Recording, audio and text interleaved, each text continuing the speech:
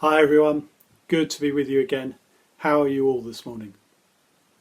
I've really enjoyed hearing what's keeping people motivated this year. Marion talked about the promise of God's protection from Psalm 91 and encouraged us to embrace the adventure with God and step out of the boat and onto the water. Rosie enjoys snuggling up to God, meeting with others at morning prayer, counting her blessings and keeping her eye on what's important. Eternity. Richard dug into endurance and trusting God and doing what he puts before us. Worship, things to look forward to, rest and exercise all help. But let's remember, we are the joy that enabled Jesus to endure the cross. Rolf had 12 things that were motivating him, but distilled them into the desert prayer, a daily habit that ensures he spends time with God and connecting with others, with the challenge to be the tendon in relationships, holding them together. Finally, Andy talked about the grace of God, conversations with him, and being called to an adventure where we partner with God and demonstrate his love for the world. So, what's keeping me motivated in 2020? The first thing that came to mind was the promises of God. One of the great things of reading the Bible in 3 years is that each daily reading as part of a psalm or proverbs and a chapter or two from the New and Old Testament. Most weeks, particularly from the Psalms, I find promises of God just jump out at me and are a real source of encouragement.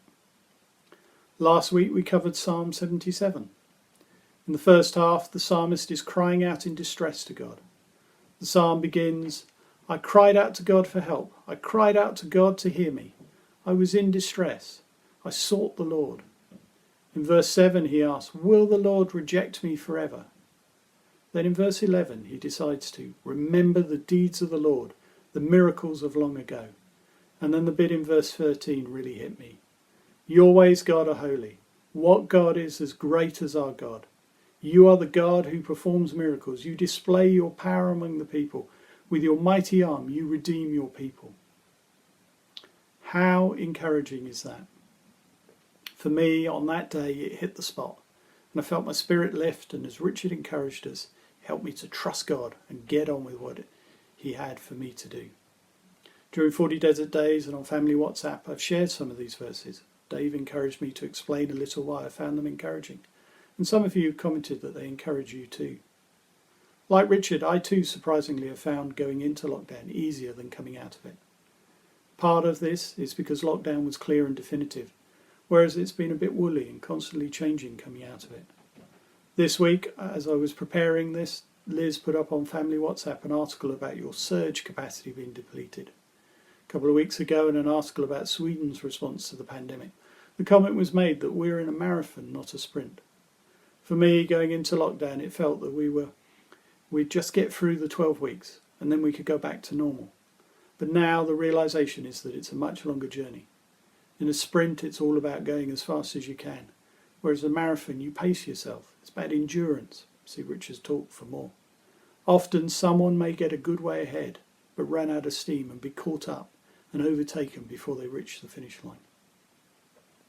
The regular reminders of the promises of God, his character and goodness, his love for us and faithfulness to us all, help me and motivate me.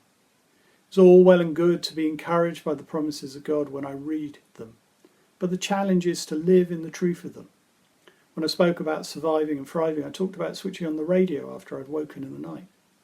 The programme was talking to those in a London hospital with COVID-19 and how they found the disease.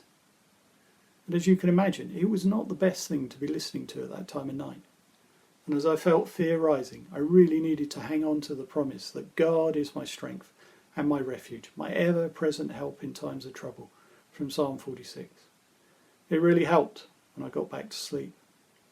More recently, I spent the day getting the Dayspring accounts up together to send to the auditor so we can make the proper returns to the Charity Commission. I was tired mentally and had a lurking headache. Checked my email and as I was getting ready to go home, and there was an email that was not helpful. Being tired, it left me feeling down and upset. Andy had received the email and rang me and asked me how I was doing. My response was, "I've been better." He then gently and patiently reminded me of a promise of God I'd posted on family WhatsApp a few days previously from Psalm 73. As he reminded me of the words and we talked, I felt my spirit lifting. And although the situation is not resolved, I'm more peaceful about it. And when I become anxious, I remind myself of this promise and hand the situation over to the Lord. So great to read and be excited at the time about the promises of God. But the challenge for me is to remember them and to live in the truth of them. During lockdown, I put this picture on Facebook. It's the view from our bedroom window, and I love it at this time of year. You know, the blue sky and the green trees and grass and the yellow rapeseed. It's all bathed in sunlight. My comment was, "What a beautiful day." A friend commented, "Difficult to believe with all that's going on." And while true, I replied that I find comfort in the beauty of creation.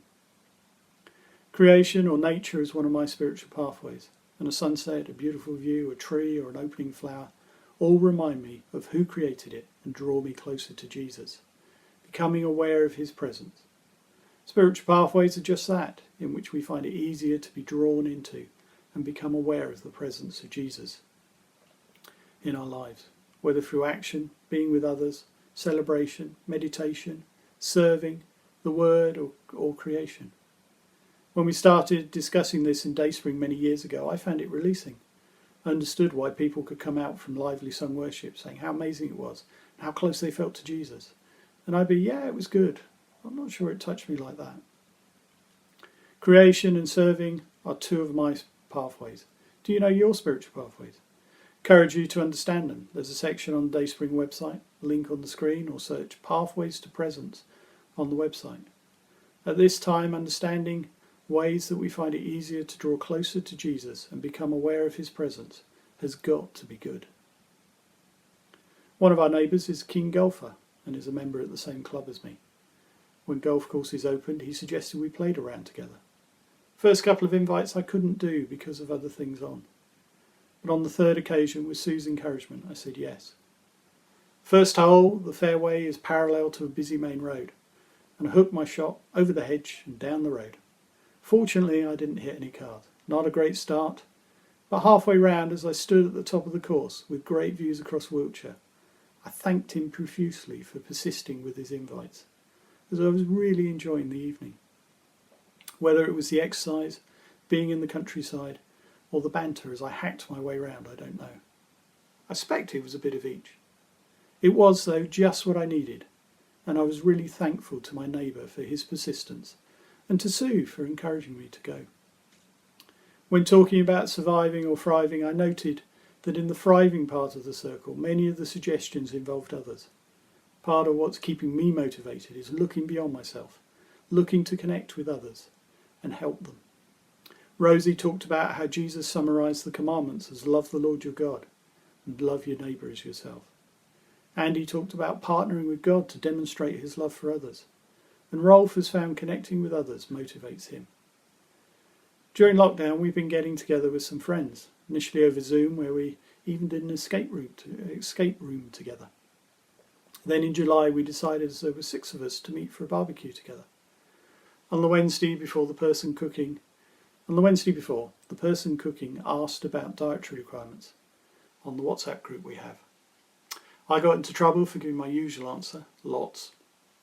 The discussion quickly descended into one about the alcohol people preferred. But I was struck by how excited we were to meet up. One of the comments was, "Why can't it be Saturday tomorrow?" More usual from a teenager than someone in their 50s in my experience. Connecting with people, socialising, spending time physically together is great when we can, looking beyond ourselves and thinking of others.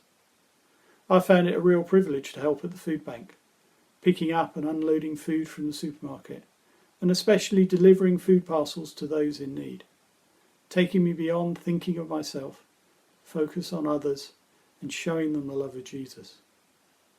So the promises of God and living in the truth of them, using creation, one of my spiritual pathways to help me to be more aware of the presence of Jesus, and looking beyond myself and showing the love of Jesus to people, is all motivating me in 2020. How about you?